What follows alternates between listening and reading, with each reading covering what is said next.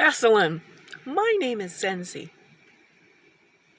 and I am the apex intellect on this planet in a little niche I like to call life-centric thinking.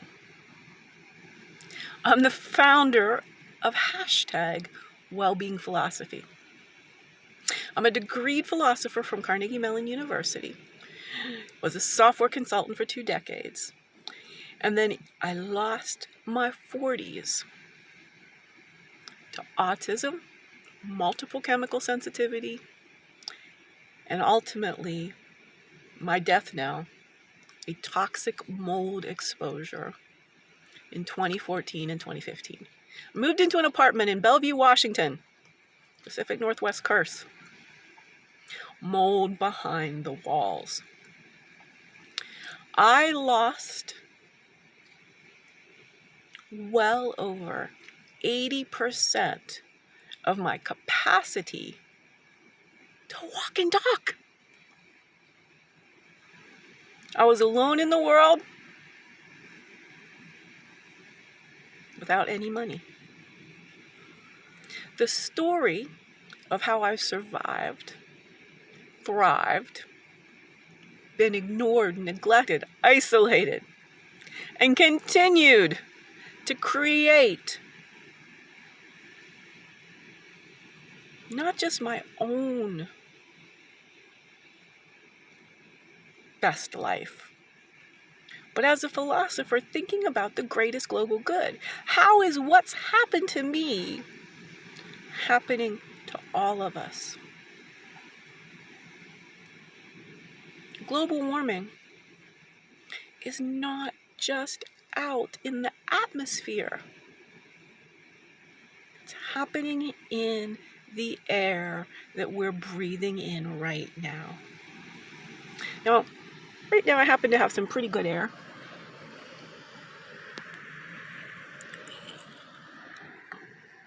I'm right up Route 1 in Pacific Grove. And I'm pitching you to become the Wellbeing Philosopher in Residence at Esalen, winter 22-23. Let's just talk 6 months. I want to create a documentary. What's been missing my whole life is belonging and the ability to be as smart as I am. I've not known a single human in my entire life who I felt secure enough to be the full apex intellect. Time and time again, when I get going into look at what I can do thinking-wise, of which it seems to me to just be a natural human capacity. I'm just a sort of trainer of altered states of consciousness. That's right. Wellbeing philosophy contains a lot of intellectual property. Life-centric thinking belongs to every single one of the 7.9 billion humans across every nook and cranny of Earth. That's going to bring in a little change. But there's also, when we're talking about the evolution of consciousness, many income streams. Now, being a philosopher and having this midlife pivot, I'm the founder of the entercation empire of wellbeing philosophy. In this day and age, nobody's coming to a philosophy lecture. Academic philosophy they're all focused on machine learning, at least at my alma mater. And then the people at the other schools, they're focused on what happened hundreds, thousands of years ago. Where's the applied philosophy? I mean, how are we going to solve so many planetary collapse scenarios if we don't optimize our thinking? And it's really quite simple. Life-centric thinking gets us to think about life as different than stuff. The history of the Western thought tradition, and I just like to stick with the past 500 years of whiteness, is about stuff-centric thinking. It's very, very, very, very, very simple for people, even if they'll never know who I am. When these kinds of simple light bulbs start rippling through the culture, it changes everything. Life-centric thinking, I've got a number of heuristics. There's the math of life. 1 + 1 = 3. It is so foundational of a concept that I can explain the math of life, 1 + 1 = 3, in 9 words. 1 man + 1 woman equals a third baby. Life reproduces something from nothing, and your chicks for free. Then somehow we've commoditized them and you have to pay for chicks now, and that's the problem. Plantation capitalism. So social impact is baked into my applied philosophy. #wellbeing philosophy. I've sorted the hard problem of consciousness into an easy pivot. This is the scholarship level. The philosophical hypothesis of bioelectromagnetism, which yields a unifying theory of human energy, potential, and well-being, a body, mind, and soul integrated definition of consciousness. I am body, therefore I am. That's why I'm coming to you. That's why we're going to figure out how to have a strategic collaboration, how to make a lot of money saving our species from self-extincting. I need you. You need me. Well-being philosophy can be summed up to ABCs. Anti-racism. We're all one species, uniting us as one species. That is my mission, uniting us as one species.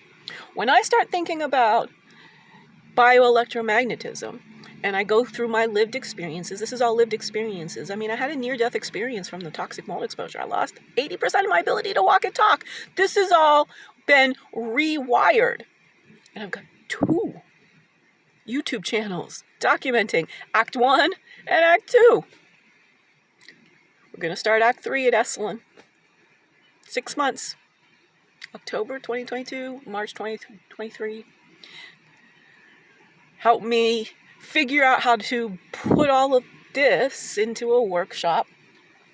Help me figure out how to meet the collaborators, the business mind, the people who can do the PR, the social media, get me on Tim Ferriss's podcast, get me a meeting with somebody at Harpo, etc., etc., etc. How to become the next Brené Brown. Although I'm actually the next Martha Beck. She's the one who introduced me to Londolozi, which is the name of the movie, the feature film I've created, that demonstrates the philosophical hypothesis of bioelectromagnetism via demonstrating racial harmony. A lot going on in here, and that's why I've been homeless for 18 months, destitute for 2 years. I have pitched and pitched and pitched my heart, soul, and pretty capable mind out. In the society of 2022, humans cannot think longer than their 6-second attention span. And that bodes extraordinarily ill for solving climate change, the ever-escalating burdens of chronic disease and mental illness, and the dehumanization of plantation capitalism. I'm going to expand our attention spans. And from there, it ripples and ripples and ripples. I'm the apex intellect of life-centric thinking, and I'm looking forward to spending a restorative sabbatical that is as productive as any that have ever been there. I've read the Kripal book, the entire history, kind of like the Henry Miller. I'm sort of gonna be banned in this culture where nobody can say anything of any substance without somebody going all Neanderthal. So let's get me prepared to do the work that I'm destined to do. Born philosopher, wise feminine, has to take over in complement with positive masculinity. I'm the yin and the yang. Bioelectricity. It's always a circuit. It always has to be both. We are arguing to have things be one way, and it is always a circular circuit. Harmony. This has been payroll name Deb Helfrich, but you can call me Zenzi.